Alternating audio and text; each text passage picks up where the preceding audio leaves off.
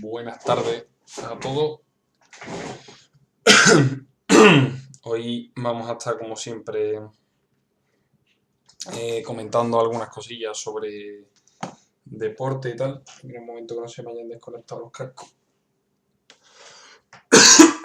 Perdón. Ya veo un poquillo de agua mientras vais entrando y tal.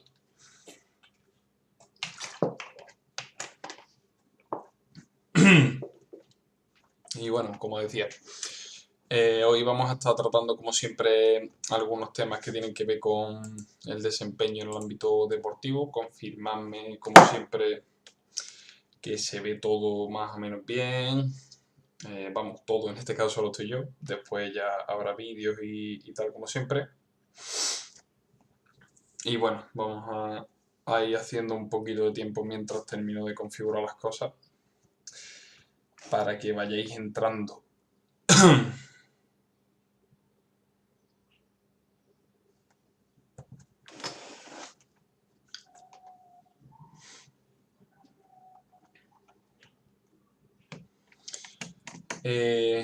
Hoy vamos a tener una, una temática que a mí por lo menos me resulta bastante interesante, que es el error en la práctica deportiva.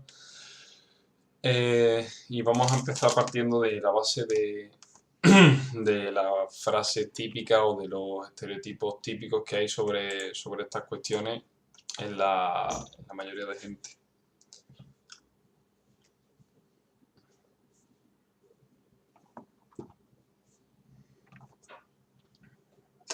Pero bueno, vamos a esperar un poco mientras gente, que los primeros minutillos siempre cuesta. Hoy he empezado un pelín más tarde porque viendo los datos y tal, he visto que mucha gente va entrando conforme avanza el tiempo, y digo, lo mismo el tema de la hora, que las 4:30 es muy temprano, no sé. Y por eso he decidido retrasarlo un poco a las 5. Así que si alguno tiene algún feedback sobre el cambio de hora, bienvenido. Bueno, como decía... qué cambio de voz.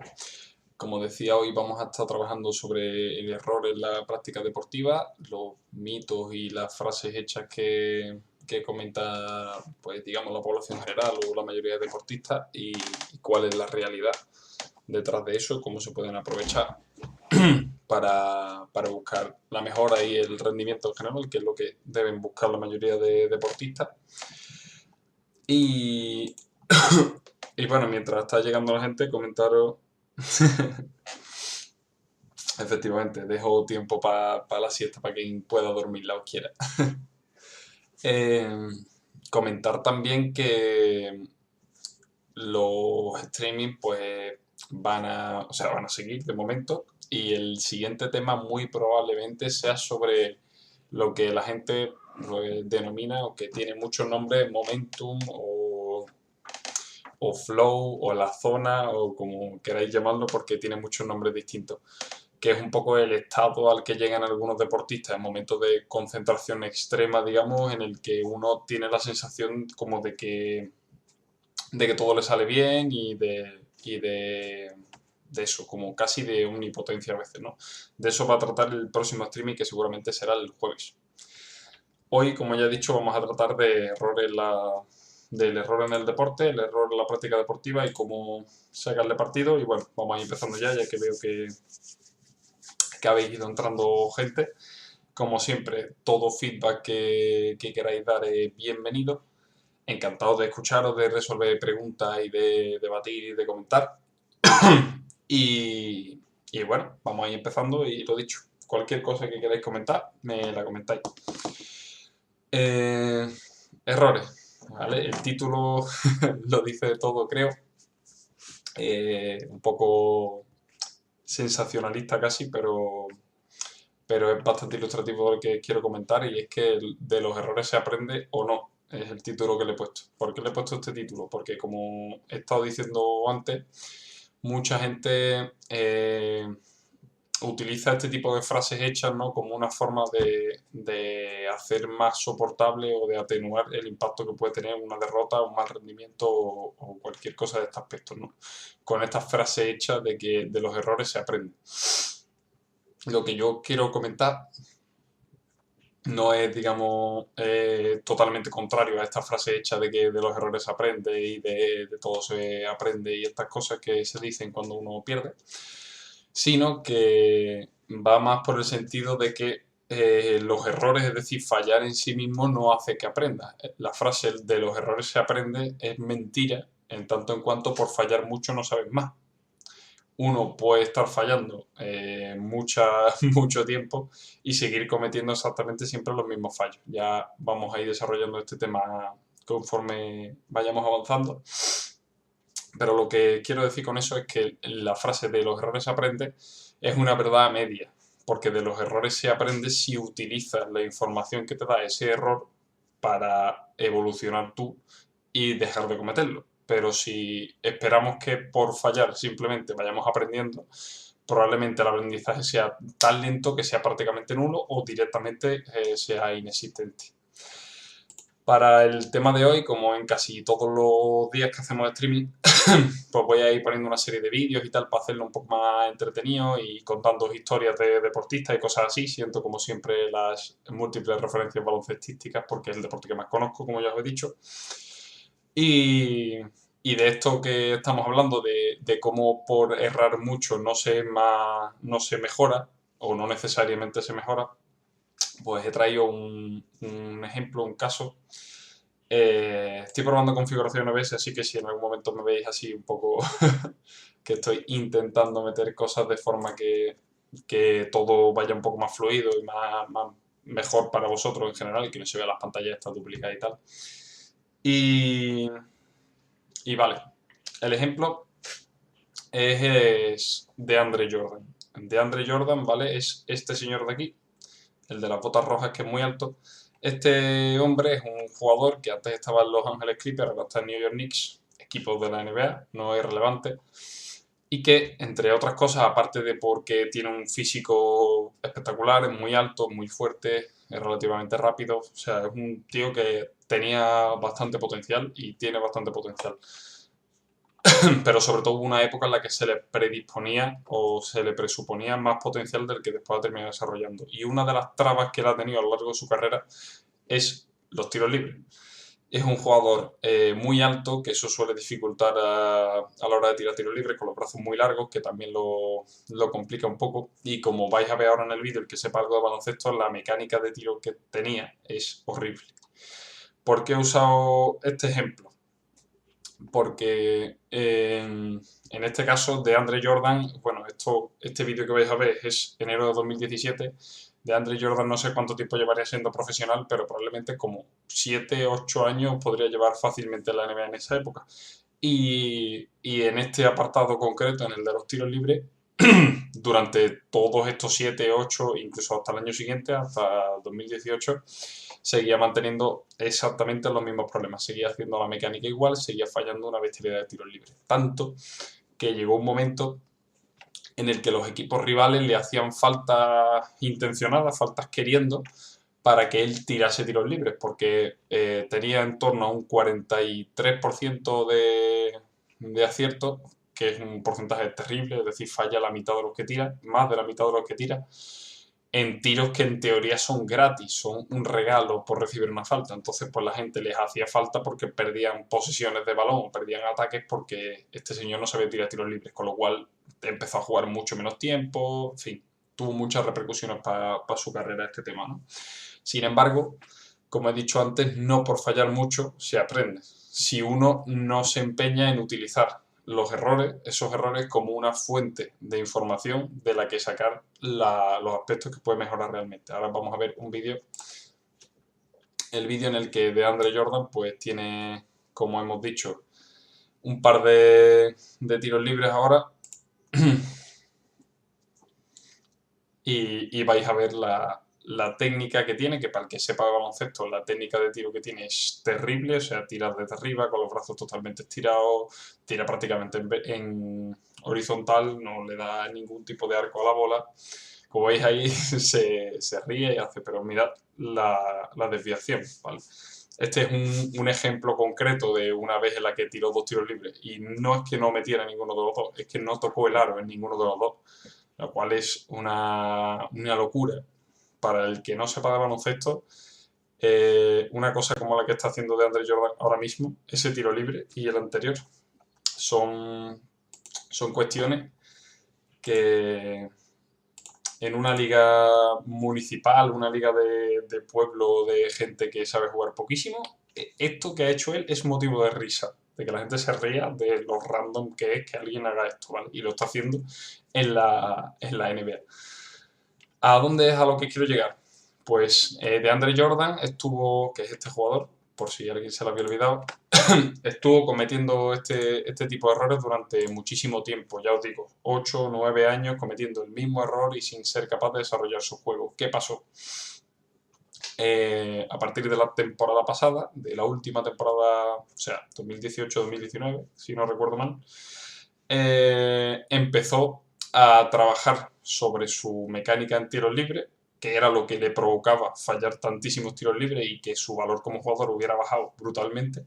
Se enfocó en trabajar, en utilizar esos errores, esos fallos que había tenido continuamente en la mecánica de tiros libres para ir puliendo la causa de los fallos, la causa de esos airballs, de esos tiros planos que salían fuera y de todo este tipo de cuestiones, pues fue utilizando la información de esos fallos y trabajando sobre su tiro libre de forma que pasó, voy a mirar el dato porque lo tengo aquí, pasó de un 43%, como os he dicho antes, en tiro libre a un 77%, que es un porcentaje que para un jugador alto, como os he dicho antes, con los brazos largos, que suelen tener peores porcentajes, un 77% es un porcentaje aceptable. O sea, casi mete, pues eso, 7 de cada 10, casi 8 de cada 10, está bastante bien. Y es una mejora del 30%, que como supongo que todos podéis suponer, es una mejora bastante grande. Y lo que no fue capaz de mejorar en 8 años cometiendo ese error, lo mejoró en un año simplemente por dejar de quitarle importancia, por dejar de decir, bueno, es que si fallo los tiros libres, pues bueno, ya entrarán.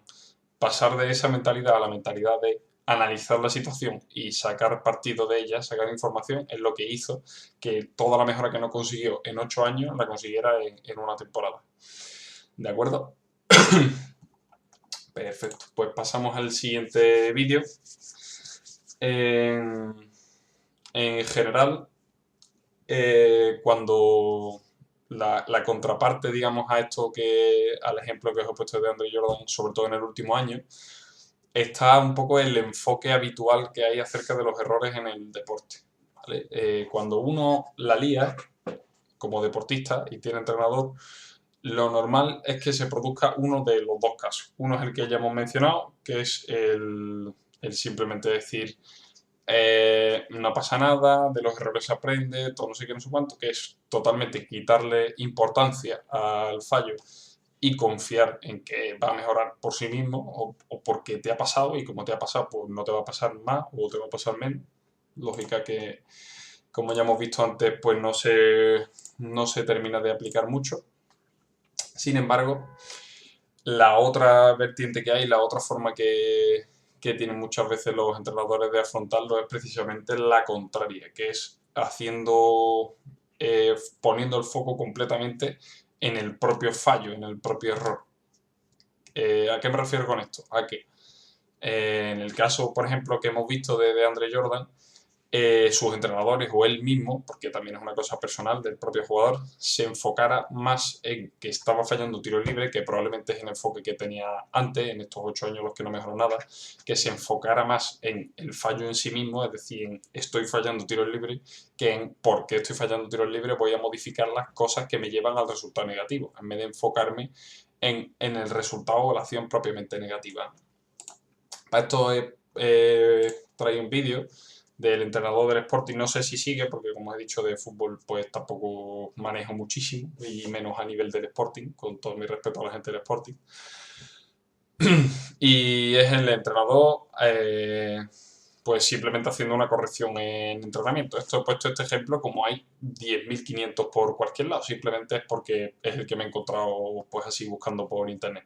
Pero que esto es el día a día de muchos deportistas y vosotros mismos seguramente os podréis ver identificados tanto en el papel del entrenador, de este señor que está en pantalla, como al jugador al que se refiere, que ni siquiera sale en pantalla, pero no es tampoco relevante, ¿vale? Pongo el vídeo y lo comentamos. Fíjate que es importante aquí el sonido. Lo siento. Ahora. Castro, corre. ¿A dónde vas, Dani? ¿A dónde vas? ¿A qué vas allí? Castro, corre. Gírate a otro lado. ¿A dónde vais a ir los dos? Que me la hacéis 500 veces. Y ya lo expliqué otras 500. ¿Vale? Eso es eso que habéis visto de... Eso que habéis visto de la expresión de ¿y tú dónde vas? No sé qué. 500 veces siempre tiene el mismo rol, siempre te lo corrijo igual y tal. ¿Qué es lo que pasa ahí? Parece ser, por lo que se ve en el vídeo, que el jugador en cuestión pues ha cometido algún error, en este caso en un corte o en un desmarque que ha tirado por donde no debe tirarlo a priori, ¿no? Hasta ahí todo bien. ¿Cuál es el problema? Pues lo que hemos comentado antes, el entrenador, en lugar de enfocarse en cuáles son las cosas que han llevado a ese jugador concreto a hacer un movimiento que no tiene sentido dentro del sistema o que es malo, es desadaptativo para el juego, pues en vez de enfocarse en esas cosas que le llevan a decidir que esa es la mejor opción, directamente se enfoca en estás haciendo eso mal, te he dicho 30 veces que no lo hagas, porque lo haces, ¿no? Y esto es un poco la rueda en la que nos metemos muchas veces la gente que trabajamos intentando enseñar cosas con la gente que está aprendiendo. Y también la gente que aprende consigo misma, que es la de no me sale algo, ¿por qué no me sale lo que sea si yo sé que tengo que hacerlo de otra manera? Y la respuesta normalmente es porque no es muchas veces, o sea, muchas veces no, la mayoría de veces uno no comete errores o no comete fallos por gusto, ni muchas veces ni siquiera es por desconocimiento, o sea, muchas veces cuando fallamos no es porque no sepamos cómo se hace bien, sino porque hay una serie de cuestiones que pueden ser de de muchas formas, de muchas índoles diferentes, que son las que nos empujan a pensar en ese momento, en esa circunstancia, que esa opción concreta es la mejor y por eso la decidimos y por eso la tomamos. Obviamente no es un tema de que tú voluntariamente digas voy a fallar, porque obviamente que a tu entrenador lo habrás escuchado y sabes lo que quiere y a veces es contigo mismo y tú sabes qué es lo que te gustaría hacer a ti o cómo te gustaría jugar a ti. Sin embargo, enfocarse en el resultado de la propia acción hace que nos perdamos de lo que realmente es importante, que es el proceso que te lleva a la acción en cuestión. ¿De acuerdo? Por esto a mí siempre me gusta plantearlo un poco como el yo del presente contra el yo del pasado, ¿no? Yo como jugador deportista cometo un error, me doy cuenta y digo, es que no sé qué hice. Parecía tonto, ¿no? Que hay gente que llega a decir, pues, ¿por qué hago esto? Y es tontería, ¿no? O sea, tú a ti mismo del pasado, muchas veces, un pasado de hace una hora, te percibes como, pues eso, como tonto, como inútil, como, en plan, ¿qué estaba haciendo, no? Como si fuese dos personas distintas o como si la persona de ahora supiera 30 veces más que la persona de antes, pero lo cierto y verdad es que soy la misma persona, es decir, no es una cuestión de saber lo que te empuja a actuar bien o lo que te empuja a actuar mal, bien y mal en el sentido de rendimiento deportivo, lógicamente, sino que son otra serie de circunstancias, o sea, el conocimiento es una de ellas, pero no es la única, son otra serie de circunstancias las que hacen que uno en un momento dado pueda cometer un error. Aparte de esto, también es importante, y voy a parar un momento en hacer énfasis en esto, y para hacerlo más entretenido, divertido, voy a poneros de fondo un resumen de un partido que a mí me parece que ilustra bastante esto, ¿vale? Esto es el Chelsea-Bayern de Múnich de Champions, de la final de Champions de 2012, ¿vale? De la época en la que yo veía fútbol. He puesto esto para explicar un poco, y los que se acuerden sabrán a qué me refiero, para explicar un poco que el error o el acierto no son cosas, digamos, absolutas y cerradas y una cosa es siempre 100% un acierto y una cosa es siempre 100% un error. Siempre hay que relativizar y entender qué es lo que yo puedo considerar un acierto y qué es lo que yo no considero un acierto. ¿Por qué es importante esto? Por un lado, porque te ayuda a enfocarte en las partes que son realmente importantes para ti. Por ejemplo, si yo soy un equipo humilde, que no aspiro tampoco, no tengo mucho presupuesto en el caso del fútbol y tal, pues a lo mejor cuando yo juego contra el Madrid, mi objetivo no es meterle 4 goles y ganar el partido. A lo mejor yo con competir bien, hacer un buen partido y estas cosas es un resultado perfectamente válido y es un objetivo, es un acierto que a lo mejor significa perder el partido. Esto es importante, por un lado, porque te ayuda a marcarte objetivos distintos a los de los resultados, porque los deportistas muchas veces nos obsesionamos mucho con eso, con los resultados, con ganar, ganar. Y por otro lado, ayuda también a entender, y ese es el punto de este vídeo, que no siempre que uno acierta o que hace uno las cosas bien consigue resultados y no siempre que uno hace las cosas mal consiguen malos resultados.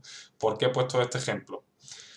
Para el que no se acuerde de esta época, yo me acuerdo porque tengo buena memoria y seguía mucho el fútbol en esta época. Este es el año en el que el Chelsea eliminó al Barça en semifinales de Champions y juega la final contra el Bayern de Múnich, que venía también como un equipo muy favorito. Como como estaréis viendo en el resumen, la enorme mayoría de ocasiones siempre corren por el lado del Bayern de Múnich. De hecho, bueno, ahora justo salió una del Chelsea, pero a balón parado. ¿A qué me refiero con esto?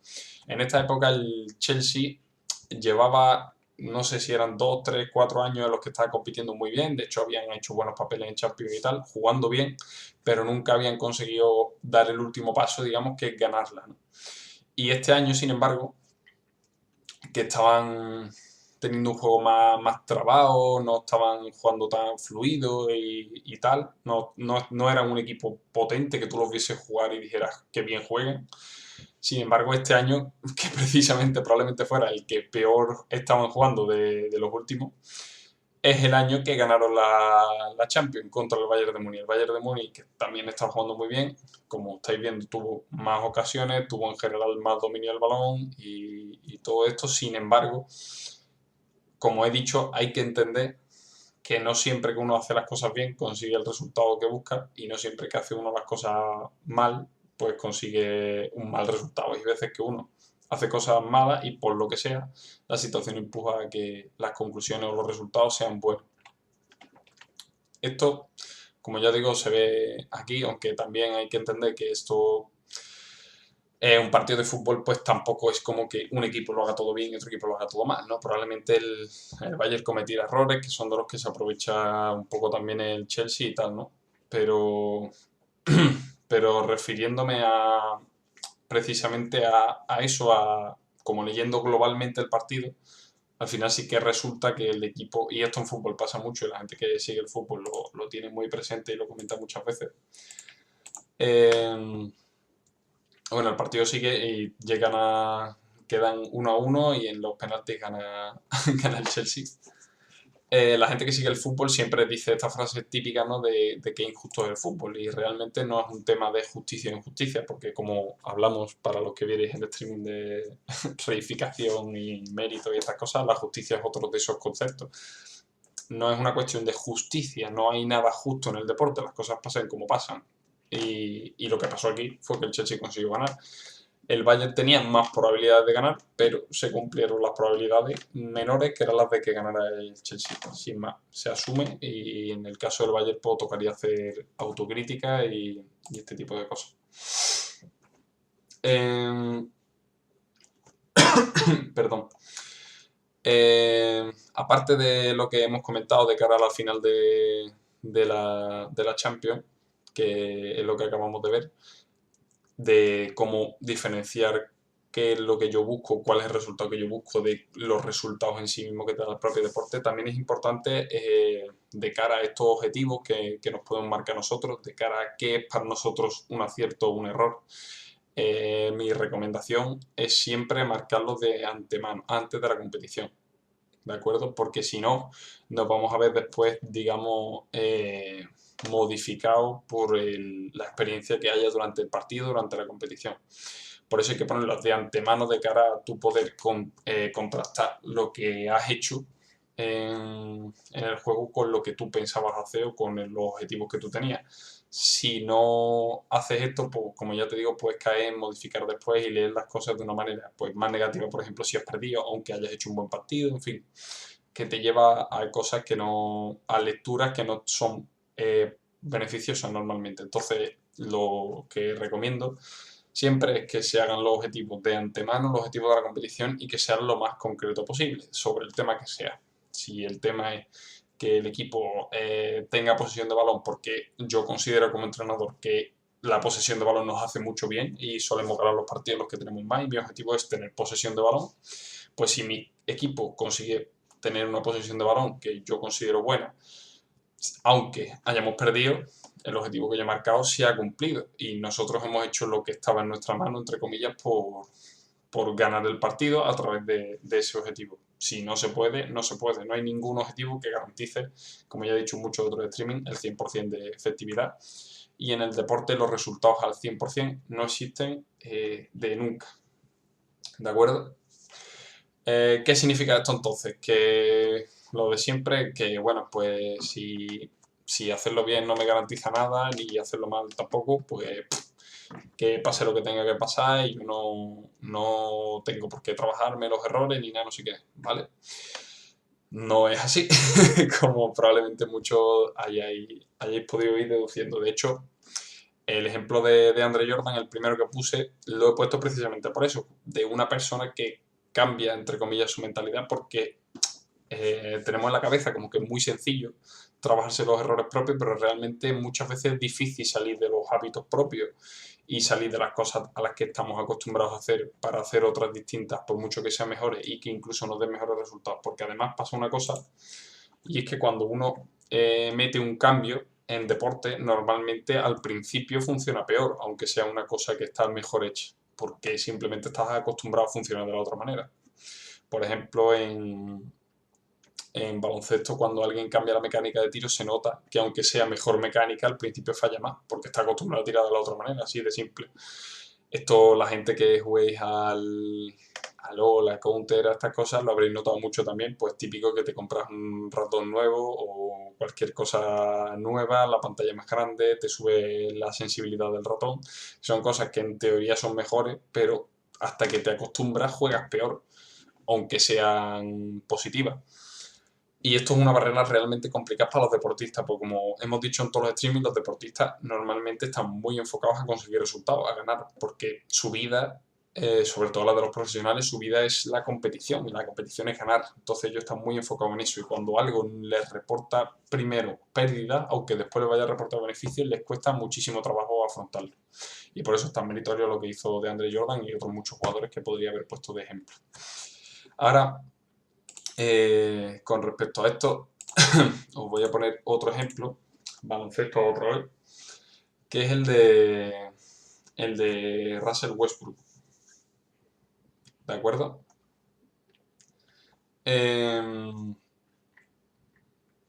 Como he comentado antes, es importante que cuando uno tiene errores, comete fallos en su juego, se enfoque, como hemos dicho, no tanto en el fallo en sí mismo, sino en las cosas que te llevan a ese fallo.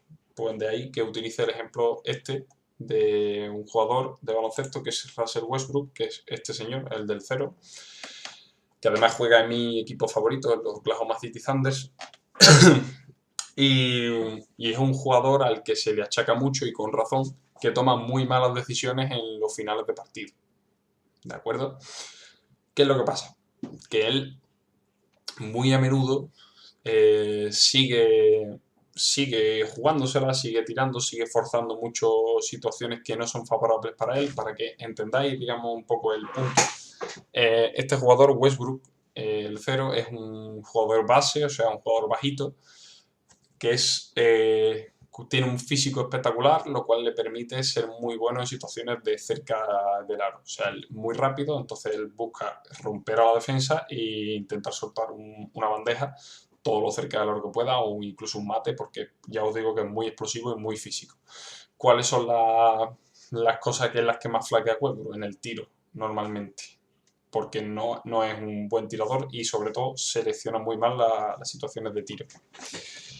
¿A qué es a lo que nos lleva esto? Esto es un problema en baloncesto, en la NBA y en todos lados, sobre todo para los finales de partido. ¿Por qué? Porque los finales de partido normalmente tú tiendes a darle el balón a tu jugador franquicia, al jugador en el que más confianza tienes, e intentar que él genere una canasta por sí mismo. Y el resto de los defensas del equipo contrario pues suelen estar intentando que el tiro que haga ese jugador franquicia, ese jugador bueno, sea un tiro lo más complicado posible.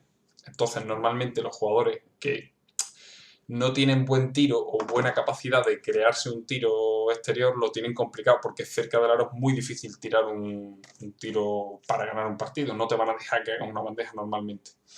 Entonces, ¿qué pasa? Que Westbrook tiene el papel de estrella por un lado, pero se le dan muy mal estas situaciones.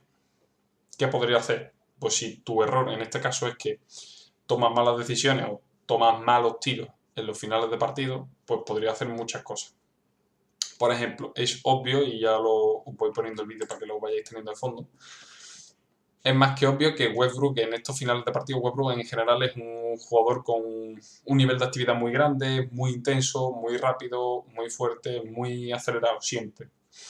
Y este rasgo pues se acentúa bastante en los finales de partida, normalmente supongo que por la propia sobreactivación que supone en cuanto a nervios un final de partido apretado en la que te estás jugando mucho, ¿no?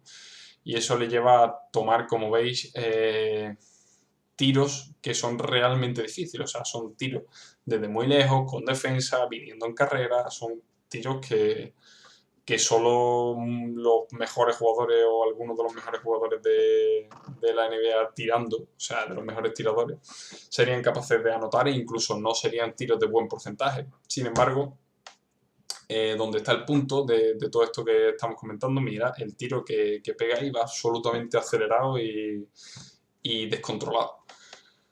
El punto está en que cuando le preguntan muchas veces a este jugador, sobre todo el año pasado, sobre esos tiros y esas malas decisiones, de hecho creo que aquí es una de las entrevistas en la que lo dice bad execution, ¿no? Como que no es que el tiro sea malo, sino que simplemente pues lo ha fallado y ya está, ¿no?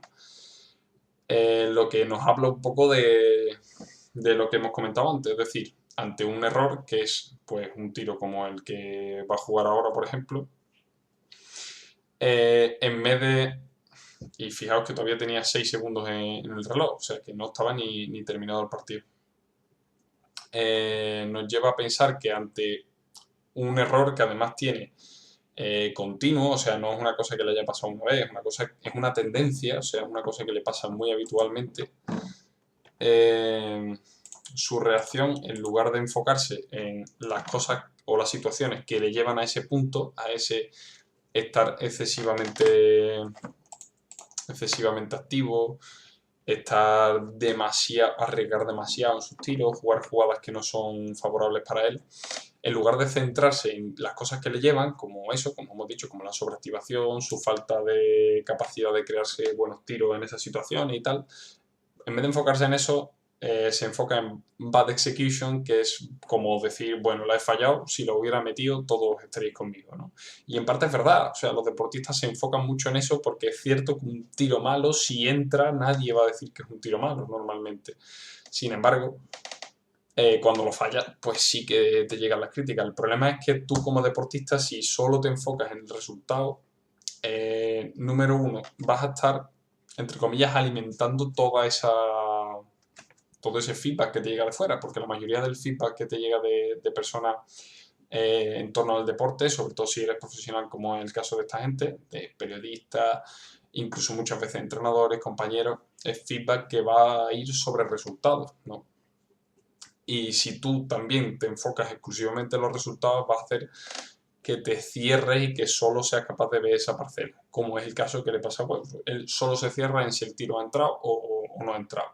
Y no se da cuenta o no se quiere dar cuenta o no trabaja para darse cuenta de que es una cuestión de capacidades técnicas por un lado y de sobreactivación por otra, y que esas dos cosas o bien las mejora o bien tiene que confiar en otros compañeros para estos momentos. No es el primero ni el último que siendo la estrella del equipo. Pongo un ejemplo muy claro que es el de los Lakers, que eran mi equipo favorito, los Lakers de Kobe Bryant y Shaquille O'Neal.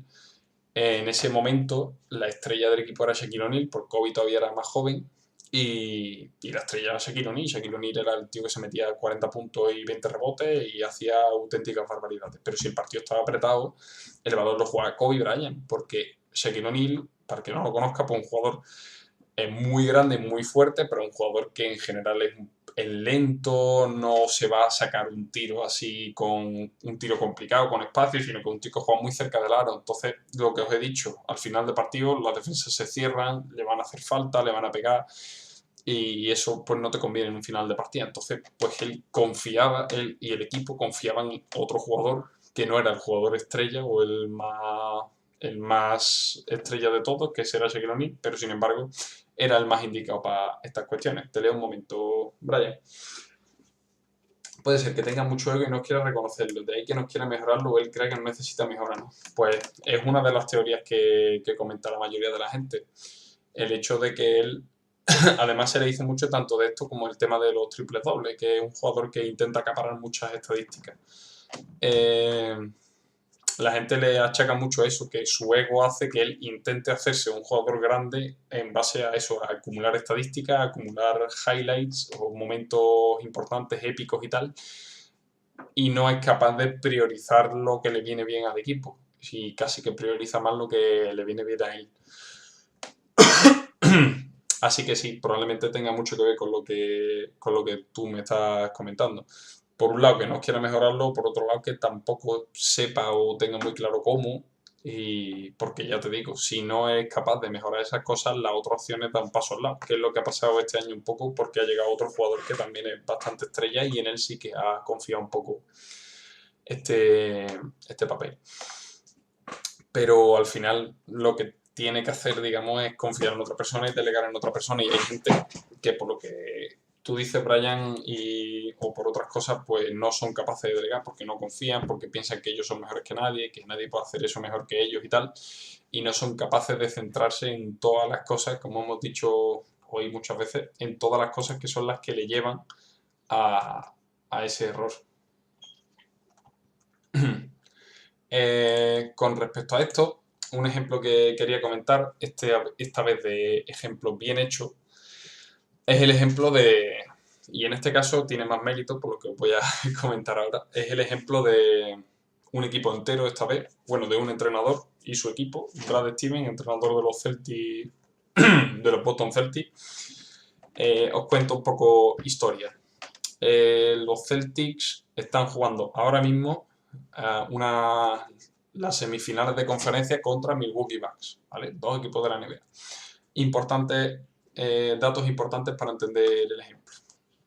En Milwaukee Bucks hay un señor que es Giannis Antetokounmpo, que no sé si lo conoceréis, supongo que algo os habrá sonado. Es un señor que mide 2 metros y pico, tiene los brazos extremadamente largos y además es tremendamente rápido y tiene un físico espectacular. ¿De acuerdo? Os voy a ir poniendo algunos highlights que ahora os contaré de dónde vienen, ¿vale? Este que está aquí, ese que acaba de coger el balón y machacar el aro, es Giannis Antetokounmpo. Estos vídeos, o sea, estos highlights suyos, son de justo el partido antes del que vamos a comentar. Este es el último partido de la anterior serie contra Detroit Pistons, en la que Milwaukee ganó de paliza, ganó 4-0. Recordad que son series a mejor de 7, el primero que gana 4 partidos gana, o ganaron 4-0. Aquí metió Antetokounmpo, que es este señor, ahora que lo veis más de cerca, 41 puntos. Si os fijáis, Antetokounmpo ahora mismo está jugando y la defensa de Detroit, que son los azules, le dejan muchísimo espacio para que ataque. Antetokounmpo es un jugador que en general, como a todo jugador que es alto y largo, le gusta jugar cerca del aro, porque es donde es más difícil pararle. Entonces, él en general busca situaciones así, en las que tiene mucho espacio, y fuerza por encima de su defensa y le gana por potencia, por altura y por calidad también, porque es bastante bueno en cuanto a calidad. ¿Veis aquí la cantidad de espacio abierto que tiene? Bueno, aquí decide tirar, pero igualmente podría haber penetrado. Aquí ha metido un triple, pero la verdad es que no es su punto fuerte, no suele ser muy buen tirador. ¿Qué pasa? Vale, pues esta serie, como ya os he dicho, gana 4-0 en Milwaukee. Antetokounmpo, que es el jugador, se pasea la serie, hace lo que le da la Real gana. ¿Qué pasa? Pasan de ronda y se encuentran en la siguiente ronda a los Boston Celtics, comandados por un entrenador que se llama Brad Stevens. ¿Qué pasa? El entrenador, Brad Stevens, utiliza los errores que comete Detroit Pistons en este partido y muchos otros equipos a lo largo de la temporada para plantear una defensa que le permita parar a este jugador, Antetokounmpo. Y lo hace, pues lo dicho, basándose en los errores que han tenido los rivales, las cosas que les han penalizado, de forma que puedas diseñar una defensa que evite que todas las cosas que te llevan a esa situación desfavorable sucedan. Por ejemplo, aquí, como habéis visto, otra vez tiene muchísimo espacio para jugar Antetokounmpo, con lo cual lo castiga y mete la canasta y recibe falta. ¿Qué hace entonces Boston? Diseña una defensa que hace lo contrario, es decir, cerrarse mucho en la zona, buscar muchas ayudas para Antetokounmpo, o sea, que la gente esté muy atento de ayudar. Esa canasta es una absoluta locura. Pero ponen muchos jugadores muy pendientes de Antetokounmpo, de forma que estén atentos a salir a las ayudas siempre. Pero con una consideración especial, y es que la ayuda que sale, porque esto obviamente no lo ha inventado Boston, esto lo ha intentado más gente, pero lo que innova Boston es que la persona que sale a hacer la ayuda es el pase más complicado. De forma que Antetokounmpo no puede sacar el balón fácilmente para que un compañero suyo tire con ventaja. Un momentito, ¿vale? Ahora vamos a ver el vídeo de Boston, pero lo que quería que vierais es eso, cómo en este caso Brad Stevens utiliza los errores del equipo que ha jugado, ni siquiera de su propio equipo, sino del equipo que ha jugado antes contra Milwaukee, que ha sido Detroit Pistons, y cómo utiliza los errores que han cometido, que es que tenían la defensa demasiado abierta, mucho espacio para que jugaran Antetokounmpo, le dejaban jugar muy a menudo en transición. Transición en baloncesto significa como juego rápido, coger el rebote y salir corriendo, ¿vale? Eso le encanta a un tío, lógicamente, que es rápido, mide 2,8 metros y tiene, pues no sé si eran 2,20 de envergadura, de espacio entre mano y mano con los brazos extendidos. Pues como os he dicho, Boston utiliza los errores de Detroit, del equipo al que eliminaron antes, para ajustar su defensa, tanto de Detroit como del resto de equipos que se enfrentaron previamente a Milwaukee. Antetokounmpo utiliza todos esos errores para diseñar una defensa que sí que funcione. Y aquí está un poco el resultado. Esto es el primer partido de la serie de Boston Celtics contra Milwaukee Bucks, en la que gana Boston en el campo de Milwaukee. Y Antetokounmpo está absolutamente anulado durante todo el partido. O sea, mete 15 puntos por ahí, que es poquísimo para un jugador de su calidad. Falla muchísimos tiros, le taponan, le frenan. Es una clase magistral de Boston de cómo diseñar una defensa para tapar un ataque rival. Os pongo escenas para que lo vayáis viendo, pero fijaos la diferencia, ¿vale? Aquí se ve perfectamente cómo ellos saben que a Antetokounmpo, jugador de balón, le gusta jugar en transición, como hemos dicho. Si veis, viene llegando al ataque.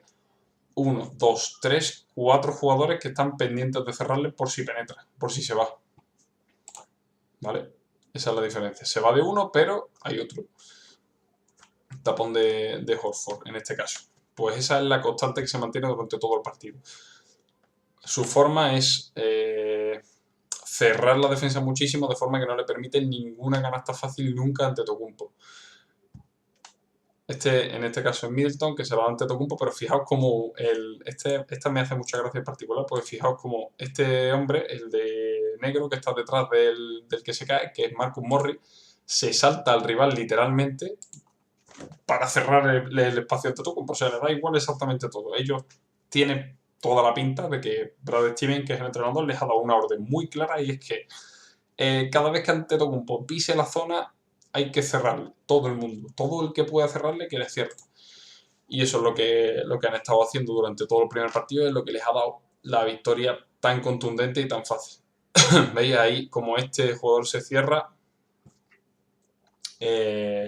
y consigue precisamente eso, ¿no? Consiguen cerrarle el espacio y aprovechar los errores que habían visto en la serie anterior. Esto, y con esto y comentando un par de cosas más iremos cerrando y durará un poco menos el stream. Con esto lo que quiero transmitiros es que, además de, en este caso, de Brad Stevens, que no solo se puede aprender de los errores propios, sino también de los ajenos, pero eso ya lo sabréis la mayoría. Pero lo que tiene que quedar muy claro de hoy, y mi objetivo del streaming de hoy, que además va muy en relación con el segundo streaming que hice, el de jugar para mejorar, es que cuando tengáis un error, un hábito que vosotros consideráis que os perjudica o que podéis mejorar y tal, la clave no es enfocarse en cambiar ese hábito o en dejar de cometer el error, sino analizarlo, ver qué cosas te llevan a tener ese hábito o a tener esa actuación errónea concretamente y cambiar las cosas que te llevan a ese punto, no cambiar el punto en sí mismo. Esto se puede hacer con muchas cosas, por supuesto, yo he puesto ejemplos de deportes tradicionales, pero en deportes electrónicos es exactamente lo mismo. O sea, el LOL, por ejemplo, si tienes tienes un jugador o tú mismo eres un jugador que tiende a cometer un error, por ejemplo, tiende a irse demasiado ofensivo en la línea sin saber dónde está el jungla, en vez de decir deja de irte para adelante, ¿no? O que tu entrenador te diga deja de irte para adelante sin saber dónde está el jungla, y que tú mismo te digas deja de ir para adelante sin saber dónde está el jungla. En lugar de enfocarse tanto en eso, lo que hay que analizar es por qué lo hago, ¿no? A lo mejor lo hago porque sobrevaloro mi capacidad de outplay, digamos, de ser técnicamente mejor que el otro y sacar ventaja de eso. Puede ser que sea por eso, puede ser que sea porque estoy en el partido demasiado sobreactivado y como que necesito hacer cosas, necesito estar activo y estar haciendo cosas. Puede que eso me lleve a ser excesivamente agresivo, excesivamente ofensivo. Puede ser. Puede ser que no entienda algún aspecto del juego que es importante para eso, ¿vale? Pueden ser 1000 cosas.